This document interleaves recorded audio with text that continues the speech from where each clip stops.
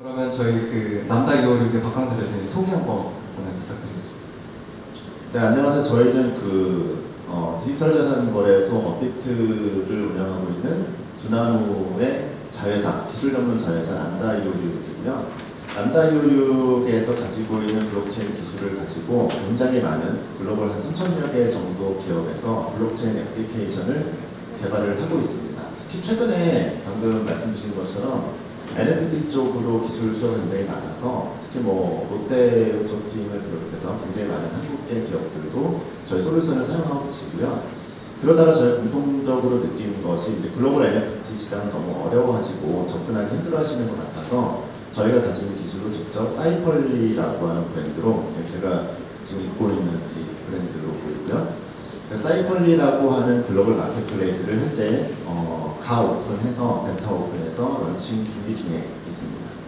네, 감사합니다. 다음으로는 저희 페인 유니버스의 홍지신 대표님께서 간단하게 소개 부탁드리겠습니다. 네, 저 아까 설명을 워낙 잘해주셔가지고, 네, 저희는 웹2 그리고 웹3의 패션 하이퍼 컨넥션을 추구하는 프로토콜이자 플랫폼입니다. 만나서 반갑습니다. 좋은 기회 주셔서 감사합니다. 네, 그러면 본인 좀 이렇게 해주셨으니까 저희 미코시 대표님 소개 또 추가로 하시겠습니다. 저요? 네. 저는 제 개인적인 질문만 물어보시고 끝난 줄 알고 저희는 아보카도라는 회사는 패션 테크 회사라고 저희는 얘기를 하고 있고요. 아까 간단하게 전에 말씀드린 것처럼 저희는 IT 게임 쪽 멤버들이랑 패션 쪽에서 한국 그 브랜드부터 해서 생산, 디자인까지 다 하는 멤버들이 같이 모여있는 회사라고 생각해 주시면 되고요. 그래서 패션 영역에서 실물 제작과 그리고 이 테크놀로지적인 부분을 같이 융합해서 지금 말씀드린 NFT라든지 이런 최첨단 영역에서 패션을 소비자한테 제공하고 있는 그런 회사라고 생각해 주시면 될 것 같습니다. 그래서 그 패션 쪽에 계시다가 갑자기 NFT로 오게 된 계기는 또 무엇일지가 궁금해요. 그래서 말씀 가능하시죠. 저 같은 경우는 오리지널 패션 쪽은 아니었어요. 저도 영국하고 싱가포르에서 글로벌 스트래티지 마케팅하고 인베스트먼트를 오래 했었다가 한국에서 같이 브랜드를 전개를 하면서 인더스트리의 페인 포인트가 뭐였냐면 물론 웹3에서도 NFT가 모든 것을 다 보호해주고 증명해주고 저작권을 선도해서 보호해준다는 말은 어폐가 좀 있죠. 하지만 글로벌한 커뮤니티 내에서 좋은 팬덤들이 스트롱하게 베킹을 해준다라는 것 자체도 하나의 폴리스의 역할을 하기 때문에 NFT가 그 의미가 있고 또 여러 가지 좋은 점이 있겠죠. 근데 웹2의 패션 인더스트리 자체에서 가장 소위 말하는 독립 디자이너들이 페인 포인트로 느꼈던 것이 대량 생산이 가능한 대기업들이나 중견 기업들이나 아니면 너무 잘 알고 있는 카피 시장을 제외한 어찌 보면 선도에서 크리에이티브한 디자인들을 계속 만들어내고 새로운 컬렉션을 계속 보유해야 되고 소위 말하는 파리, 런던, 밀란, 서울 패션에서 자기 자신의 컬렉션을 보일 때 이 두려운 상황이 되는 거죠. 언제 어떻게 카피가 될지 모르고 언제 어디서 더 싼 가격에 똑같은 제품이 나올지도 모르고 근데 이것이 기관이나 웹2에서의 그 어떤 강제성을 가지고서는 절대 보호를 못 받는 게 수십 년, 100여 년 가까이 됐고요. NFT라는 것 자체가 원래 개념은 좀 빨리 나왔죠. 빨리 나왔는데 처음 NFT라는 개념을 접했을 때 이것이 하나의 좋은 원동력이자 길이 될 수 있겠구나 하다가 또 페임이라는 저희 프로젝트를 준비하고 런칭하게 됐습니다. 네, 감사합니다. NFT가 사실상 제가 알기로는 되게 옛날부터 있었던 걸로 알고 있었는데 이제 조금 가까움을 이제 언택트 시대에 맞춰서 많이 된 것 같아요. 그래서 유명 명품 브랜드 같은 경우는 NFT를 활용해서 마케팅을 많이 하시긴 하지만 일반 이제 조금 중소의 브랜드에 대해서는 NFT에 대한 접근이 조금 어려울 수도 있을 것 같아요. 어떻게 하면 패션뷰티 중소 브랜드에서 쉽게 조금 접근할 수 있는 방법이 있을까요? 아니면 저희가 그냥 문의만 드리면 되나요? 저희 박광수 대표님. 네네네. 그래서 저는 박홍세 선배님 보고 있는데 다른 데를 보시더라고요. 그러니까 일단은 그 NFT라는 기술을 좀 굉장히 어려워하실 수밖에 없는 게 이제 블록체인이라고 하는 게 사실은 사용성이 굉장히 떨어집니다. 그래서 아마 다들 아실 텐데 뭐 복잡한 지갑이라고 하는 소프트웨어도 깔아야 되고 뭐 암호화폐도 사용해야 되고 좀 그런 것들이 있는데 사실 저희는 조금 뭐 예를 들면은 핸드폰의 발전이라고 하는 것이 이제 뭐 PDA라든지 뭐 블랙베리라든지 굉장히 좀 복잡한 기능 중심으로 발전하던 시장에서 이제 아이폰이라고 하는 것이 나오면서 사실은 더 잠재적인 역량을 더 많이 사용했던 것처럼 UX가 그렇게 복잡할 필요가 없다고 생각을 하고 있고요. UX를 복잡하지 않게 만들 수 있는 건 기술이 있어야지만 또 그런 이제 지갑이라든지 그런 암호화폐를 백엔드에서 처리해줄 수 있는 기술이 있어야지만 안전하게 할 수 있는데 마침 저희 람다 이오류 가지고 있는 유니버스라고 하는 블록체인 기술은 그런 기술이 있습니다. 그래서 사실 사이펄리 서비스에 지금 저희가 가오픈을 해놔서 들어보시면 아실 텐데 구글 로그인으로 쉽게 로그인이 되고요. 지금 저희가 무료로 뿌리고 있는 NFT 티켓들이 있는데 그런 것들을 받는 어떤 UX 자체가 웹2의 유저 익스피리언스로 그대로 적용이 되어 있어요. 다만 여러분들이 하시는 그 액션 하나하나는 웹3 블록체인에 기록이 되고 있습니다. 그래서 웹3 세계와 연결은 되지만 웹2 유저들이 봤을 때는 전혀 불편하지 않은 그런 UX를 선보이기 때문에 사실 지금까지 어려웠던 어떤 웹3 세상 이런 거는 금방 제가 아이폰을 통해서 설명드렸던 것처럼 바뀔 수 있다라고 생각을 하시면 좋을 것 같아요. 그러면 그 서비스 하시는 유니버스는 메타버스 어떤 서비스의 개념으로 보면 될 것 같고, 네. 네, 유니버스는 이제 블록체인 기술 개발을 도와주는 이제 기술. 네, 요 옆에서 스프럼프 같은 되게 IT 회사 네, 저희 좀 경계해서 네. 네, 그런 형태의 어떤 뭐 IT 솔루션이라고 보시면 될 것 같습니다. 사이펄리어 플랫폼. 네, 저희는 서비스 플랫폼입니다. 네, 알겠습니다. 그러면 사이펄리 문의를 드리면 어떤 그 NFT 관련해서 마케팅에 대한 서비스를 받을 수 있다는 거죠. 네, 맞습니다. 아보카도가 어쨌든 플랫폼이잖아요. 니코라는 플랫폼 출시해서 운영하고 계신데 다양한 브랜드와 이제 협업을 또 많이 하셨을 것 같아요. 그래서 뭐 생각나시는 어떤 캠페인이나 인상 깊었던 어떤 사례가 있으면 좀 궁금하거든요. 협업 사례. 그 NFT 쪽 영역 쪽에서 네네네. 실은 저희가 아직 니코라는 플랫폼 자체는 이거는 지금 NFT 쪽으로 지금 진행하고 있는 프로젝트 그 플랫폼은 아닙니다. 그 간단하게 얘기하면 한국에 있는 브랜드들을 일본 소비자한테 하는 크로스보딩 플랫폼이라고 생각해 주시면 되고요. 그 사업을 진행하다가 이제 많은 그 브랜드들 분들께 뭐 NFT라든지 웹3에 대한 얘기를 많이 들었었어요. 그 도대체 이거는 어떻게 하면 할 수 있는 거냐. 저는 오히려 2018년도에 게임 회사를 하면서도 그때 블록체인 쪽을 많이 프로젝트로 준비하고 해봤었는데 이 언어는 저희 업계 이쪽 사람들만 아는 언어라고 생각을 하고 있었거든요.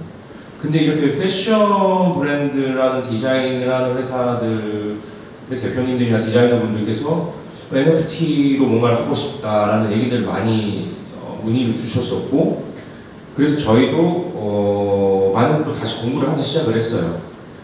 근데 아직 저희가 그게 작년 올해 초까지만 해도 이 패션 브랜드들 아까 말씀 주신 것처럼 그 명품 브랜드들 같은 경우는 NFT를 되게 마케팅의 포인트로 되게 많이 사용을 했다고 저는 생각을 하고 있거든요. 어쨌든 디지털 쪽에 캐릭터를 만들어서 NFT를 발매를 한다든지 아니면 유명한 작가들을 모아서 단편 영화를 만들어서 이렇게 NFT를 발매한다든지 그런 디지털 쪽으로의 접근을 많이 했었었는데 이제는 지금 현 시점 현 주소에서는 많은 회사들이 디지털만이 아니고 이걸 피지컬이랑 연동을 시키려고 하는 사례들이 조금씩 나오고 있는 것 같아요. 그 최근에 제가 좀 재밌게 봤었던 사례는 아티팩트라는 거에서 진행하는 크로넥스라는 프로젝트가 있거든요. 거기서 그 나이키가 인수한 회사기도 한데 처음으로 그쪽에서는 이제 디지털이랑 피지컬이라는 거를 합쳐서 피지털이라고 부르긴 하는데 그 디지털에서만 있는 그 에어포스 원을 이제 실물로 받을 수가 있게 돼요. 이제 그렇게 되면 이거를 NFT 홀더한테 두 가지 선택권을 주고 이거를 그대로 NFT로 가지고 있을래요? 아니면 실물로 받을래요? 라는 선택지를 주는데 NFT로 가지고 있으면 당연하게 저 리셀을 이렇게 할 수가 있고요.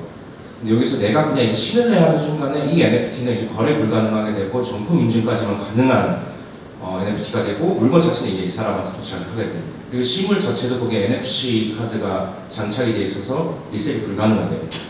이런 것처럼 이게 되게 디지털이랑 피지컬을 엮는 되게 재미있는 사례이기도 한데 또 반대로 지금 현대 사회에서 리셀이나 이런 거에서 일어난 문제 과제 해결을 해주는 거기도 하거든요. 실제로 리셀 해보시면 아시겠지만 물건을 받은 다음에 내가 가지고 있고 이걸 또 되팔면 배송비도 내봐야 되고 뭐 이런 복잡한 절차들이 많은데 가품의 문제도 있어요. 맞습니다. 그걸 한 번에 모든 걸 해결할 수 있는 게 또 이런 NFT 기술이랑의 접목 사례라고 생각하고 있고 이거 실은 패션만이 아니고 와인 업계에서도 접목이 되고 있고 그렇습니다. 와인이라 그러면 더 저는 와인 좋아해서 그런데 와닿는 와인 사면 이거 어떻게 보관하지라든지 이런 것들이 있는데 이걸 NFT만 딱 가지고 있고 아무 과정을 팔아도 되고 그러니까 먹을래 그러면 그때 배송받을 수 있는 재미있는 사례가 있어서 이 많은 이제 NFT라는 게 하나의 기술에서 넘어서 패션이나 이런 현대 사회 문제 해결에도 되게 많은 도움을 주고 있다고 생각을 하고 있습니다. 디지털과 피지컬 말씀 주셨고 현대사회의 솔루션이 되어가고 있다 NFT가. 네. 네, 좋은 말씀 감사드리고 혹시 페임 유니버스 홍시진 대표님께서 어떤 캠페인 사례 인상 깊은 사례가 있을까요? 네, 저희가 그 사업을 그리고 프로젝트를 처음 시작했을 때부터 저희는 애초에 슬로건이 웹2하고 웹3의 좋은 게이트웨이이자 강력한 연대성을 추구하는 프로젝트였다 보니까 되려 올해 그리고 작년 말부터 그 NFT 자체 그 시장 자체의 트렌드도 많이 바뀌었고 그리고 오히려 공공기관이나 대기업들에서도 아주 상당히 적극적으로 그 대세가 많이 바뀌었죠. 그래서 저희 같은 경우는 웹2에서는 서울특별시 그 산하의 서울 패션허브에서 100명의 서울시 소재 신진 디자이너들이 NFT로 디지털 패션을 경험하고 그리고 나중에 미팅까지 이루어지게 되고 거기서 새로운 웹3에서의 새로운 소비자 그리고 새로운 기회, 새로운 가치 창출 기회를 얻게 하는 프로젝트를 저희가 수행을 하고 있고요. 또 하나는 저희가 웹3에서 보면 아까 두 분께서도 말씀드렸지만 다양한 NFT 프로젝트들이 있습니다. BAYC나 필터펑크 이후에 다양한 PFP 플레이가 있는데 저희 페임은 앞선 슬로건 말고 소개의 슬로건이 다리가 달려있는 모든 객체들한테는 디지털옷을 입히겠다 이거거든요. 그래서 여러 P2E 게임 플레이랑 지금 현재 패션 콜라보레이션을 하고 있고 그리고 그들이 가지고 있는 IP에 국내외 유명한 디자이너 혹은 아직 기회는 가지지 못했지만 업라이징 디자이너가 될 수 있는 분들의 탤런트와 스킬들이 녹아들 수 있는 디지털 작업들을 하고 있고 좀 다양하게 프로젝트 준비 중에 있습니다. 그리고 저희의 NFT 미팅 플랫폼 그리고 런치패드 플랫폼은 10월 말 11월이면 오픈될 것 같습니다. 네, 말씀 감사합니다. NFT를 이용하는 고객들은 제 개인적인 생각으로는 약간 선구자의 느낌이 좀 더 강한 것 같아요. 마케팅에 좀 더 깨어있는 분들이나 약간 투자를 좀 할 수 있는 여력이 있는 분들이 NFT 관련해서 조금 관여를 많이 하시는 것 같은데 박광재 대표님께서 느끼시기에는 일반 유저와 NFT를 구매하는 유저의 좀 차이점이 있을까요? 소비자 차이. 네, 좋은 질문 주신 것 같습니다. 그래서 사실은 이게 기술 수용 주기 곡선에서 보면은 초창기에 이제 이노베이터, 얼리어답터, 그다음에 초기 머저리티 이렇게 확산하게 되어 있는데 사실 NFT 유저는 아직까지는 좀 이노베이터나 얼리어답터 성향의 유저가 굉장히 많다고 보시면 될 것 같고요. 다만 이제 아까 말씀드렸던 기술의 발전, 예를 들면은 이번에 스타벅스에서 멤버십 프로그램을 NFT로 출시했을 때 사실 스타벅스 유저들이 거의 강제적으로 NFT를 경험하게 되는 이제 그런 현상이 생기듯이 NFT 기술의 발전에 따라서 빠르게 이제 좀 대중화되고 있다라고 보시면 될 것 같고요. 그럼에도 불구하고 NFT를 좀 선호하고 찾아가는 약간 그런 이제 고객층들은 아무래도 디지털 오너십 자체에 좀 오픈되어 있는 MZ 세대 성향이 강하다고 보시면 될 것 같아요. 사실 좀 제 주변의 선배님들이랑 이렇게 좀 NFT 여쭤보신 분들한테 좀 죄송한 얘기지만 사실은 마크 저커버그가 이렇게 페이스북을 발명할 때 하버드 졸업하신 지 한 20년 되신 선배님들을 위해서 만든 서비스가 아니듯이 사실 지금 이 NFT를 만들고 가지고 놀고 있는 그 층 자체가 굉장히 그 트렌드 말씀하신 것처럼 굉장히 예민하고 그런 것들을 좀 새롭게 이끌어 나가고자 하는 그런 쪽이다 보니까 아무래도 사실 그들의 문화 자체를 처음에는 좀 이해하기 어려울 수는 있지만 그런 것들이 이제 그 트렌드세터들 중심으로는 하나의 어떤 문화로 자리 잡아가고 있는 것이 사실이고 기술 자체는 점점 대중화되어 갈 것이다 라고 보시면 될 것 같습니다. 그러면 여기 있는 분들이 조금 선구자가 되기 위해서는 NFT를 어떻게 경험을 첫 번째로 하면 좀 좋을지. 네. 뭐 사실 그 NFT라고 하는 거를 그건 이제 그 기술이잖아요. 그러니까 NFT를 가지고 방금 말씀하신 것처럼 뭐 패션 쪽에도 사용하고 있지만 게임 쪽에서도 굉장히 많이 사용하고 있고 그다음에 아트 쪽에서도 굉장히 많이 사용하고 있거든요. 그래서 사실 본인이 관심 있는 주제를 하나 찾아보시면은 거기에서 관련된 프로젝트가 하나 정도는 다 있다고 생각이 듭니다. 그래서 현재 내가 관심 있는 어떤 뭐 크리에이티브 영역 중에서 NFT랑 결합된 사례가 있구나라고 하는 거는 쉽게 찾아보실 수가 있고 제가 아까 말씀드렸던 거는 뭐 저희만 하더라도 두나무에서 하이브랑 같이 그 어떤 K-팝 어떤 유저분들을 위한 그런 프로그램 만들고 있잖아요. NFT. 그러니까 NFT 기술 자체가 어려워서 못 쓰는 그런 거는 이제 없어질 거고 진짜 아이폰처럼 누구나 다 그 앱스토어에 찾아볼 수 있는데 거기에 어떤 애플리케이션이 더 많이 나올지 거기에 패션이 정말 지배적인 어떤 좋은 유스케이스가 될지 그런 분들은 또 여기 계신 분들이 같이 또 만들어가야 될 그런 거라고 생각을 하고 있습니다. 네, 감사합니다.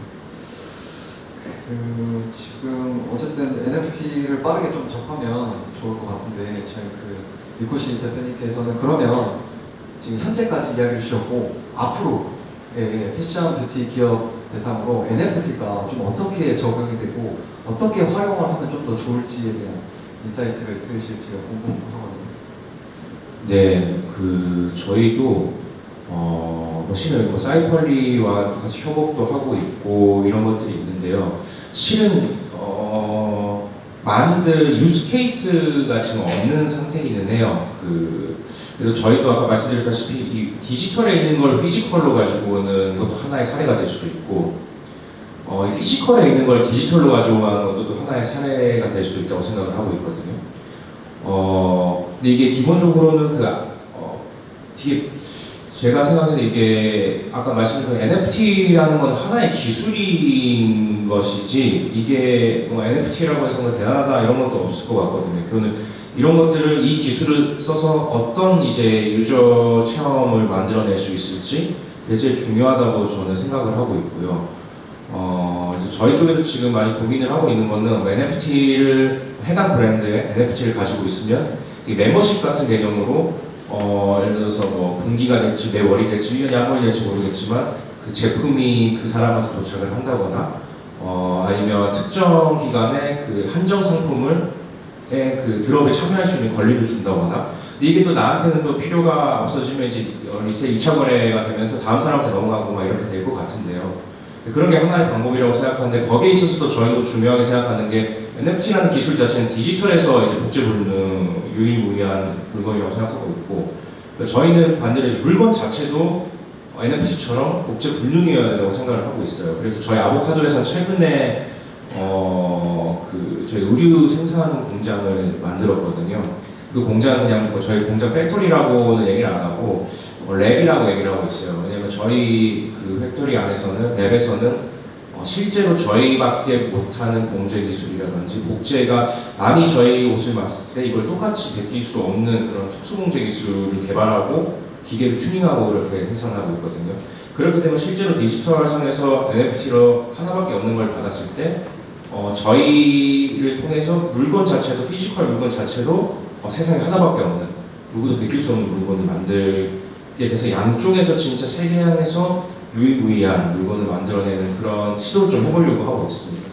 네, 말씀 감사합니다. 얼마 전에 아보카도하고 이제 람다 256하고 제휴 관련해서 기사가 떴더라고요. 어떤 내용인지 혹시 알 수 있을까요? 지금 말씀드린 것 중에 저희도 이런 새로운 사례를 좀 만들어가고 싶다는 게 일단 있고요. 그래서 사이펄리에 입점하고 앞으로 오픈하게 될 되게 강력한 IP들을 패션이랑 연계해서 피지컬 쪽으로 같이 이제 협업을 하는, 코업을 하는 그런 협업 포인트가 될 수도 있고, 그리고 반대로 이제 저희 쪽을 통해서 같이 이 브랜드들인데 디지털로 한번 NFT를 가서 가고 싶어요. 그런 것들이 또 같이 해서 코업을 할 수도 있고, 양방향을 한번 같이 만들어 보려고 생각하고 있어요.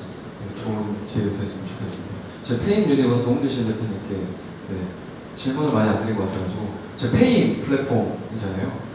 그거에 대해서 좀 더 궁금해요. 그래서 좀 구체적으로 설명 한번 가능하실지.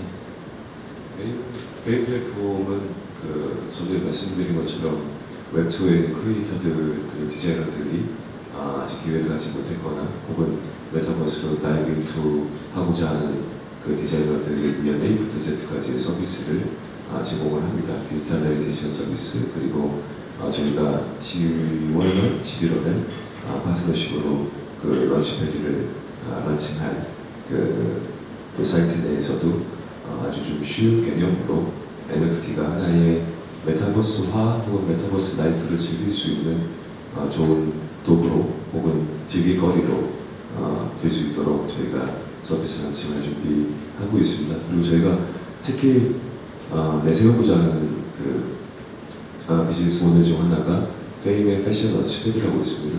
페임 패션 런치패드는 먼저 디지털로 선 NFT를 공개하고 이 NFT에 같이 참여해서 한정된 수량의 300개, 400개, 500개의 한정된 수량의 NFT를 구매를 하게 되면 현실에서도 300개, 400개, 500개에 맞춘 NFT나 실제 옷을 구매할 수 있게 되는 쉽게 말씀드리면 웹3 형태의 크라우드 펀딩 모델인데요. 이는 또 뭐하고 연관이 되냐면 아보카도 대표님이나 다들 너무 잘 아시는 문제이지만 패션 자체가 전 세계에 공유 유발을 하는 오염수의 35%, 40%를 맡고 있답니다. 자랑스럽게도. 그 말은 뭐냐면 어떻게든 제조 원가를 내리거나 아니면 마켓에서의 확장성을 위해서거나 아니면 기업의 이윤을 위해서거나 아주 라이프 사이클이 극도로 짧은 과장해서 말씀드리면 2022년도 신상품이 한 달 뒤에 바로 그냥 기부의 형태로 혹은 폐기의 형태로 버려지는 그런 일들이 많죠. 이거는 ESG 경영 쪽 요새 화두가 되고 있는, 근데 아직까지 실존적으로 ESG 케이스는 기업들이 많이 시도를 하고 있지만 기부 형태 말고 그리고 범칙금의 형태 말고는 없는 현실이죠. 전 세계적으로도. 근데 디지털 패션 NFT 자체는 그 앞에 선봉해서 적정 수량의 옷을 적정 소비자들에게 그리고 윤리적이고 의식이 있는 소비를 이끌어내 주는데 또 하나의 의미가 있겠다 해서 저희가 10월과 11월 달에 아마 패션 런치패드로는 저희가 시도를 아마 최초로 하는 것 같습니다. 그래서 준비를 좀 많이 하고 있었고요. 그거를 위해서 웹2에서의 아직 웹3에 대한 크립토에 대한 혹은 NFT에 대한 메타버스에 대한 이해도가 조금 부족한 혹은 많이 이해를 하고자 하는 크리에이터 분들, 디자이너 분들 그리고 소비자분들에게도 어떻게 쉽게 액세시블한 서비스를 드리느냐에 저희는 초점을 맞추고 있습니다. 네, 말씀 감사합니다. 저는 아직까지 NFT 어떤 제품에 대해서 구매를 해본 이력이 없는데 궁금해요. 고객분들이 실제 구매하는 고객들은 진짜 호기심으로 진짜 구매를 하시는 건지 진짜 이 NFT에 대한 가치를 알고 구매를 하시는 건지가 궁금하거든요. 저희 박광수 대표님께서 한번 말씀. 실제로 NFT를 구매하시는 분들 중에는 이제 데미안호스트처럼 드리면 어떤 작가분의 작품을 원래 잘 알던 팬덤이 새로운 시도에 대해서 또 이렇게 구입을 해주시는 그런 케이스들도 있고요. 그 다음에 사실 그런 거보다는 지금 아마 화제가 더 많이 되고 있는 거는 부들스 같은 그런 어떤 새로운 캐릭터 IP의 탄생. 어떻게 보면 과거에는 굉장히 스튜디오에서 많은 예산을 들여서 팬덤을 만들었어야 되는 것을, 물론 이제 NFT 프로젝트를 비하하는 건 아니지만 상대적으로 굉장히 캐주얼한 방식으로 온라인에서 그런 팬덤을 만들어내는 부분들에 사실은 커뮤니티에서 굉장히 많은 디스커션이 있고요. 그래서 정말 이 프로젝트가 어떤 의도를 가지고 진행되고 있는지, 어떤 팬덤을 만들어가는지를 서로 이제 평가를 하면서 소위 말하는 이제 블루칩이라고 하는 그 NFT들이 형성이 되고 있는 것 같아요. 다만 아직까지는 이제 그런 투자 목적의 그런 게 조금 더 강하기는 한데 그거는 시장 자체가 워낙 이제 크립토에 연결이 그렇게 돼서 좀 그런 것 같고 저는 이게 마치 아까 이제 뭐 K-팝이라든지 다른 어떤 K 콘텐츠 저희가 알고 있는 그런 문화 콘텐츠를 일반적으로 보면은 자기가 어떤 소비할 그리고 자기가 어떻게 보면 즐길 만한 어떤 그 커뮤니티나 그 문화를 선택하는 어떤 과정으로 당연히 커뮤니티에서의 어떤 평가 과정을 거치는 구매가 아니라 하더라도 내가 이 NFT 소유하는 게 맞을지 여기에 조인할지 결정하는 그런 어떤 집단적인 어떤 의사결정 과정의 하나라고 보시는 게 제일 잘 맞는 것 같습니다. 그래서 NFT는 웹3 세계에 존재하는 하나의 입장권 같은 거라고 생각하시면 아이덴티티 같은 걸 생각하시면 굉장히 좀 이해하기 쉬울 수 있어요. 테크 세션은 여기까지 마무리하고 바쁘신 와중에 참여해주셔서 감사드리고요. 큰 박수로 한번 부탁드리겠습니다.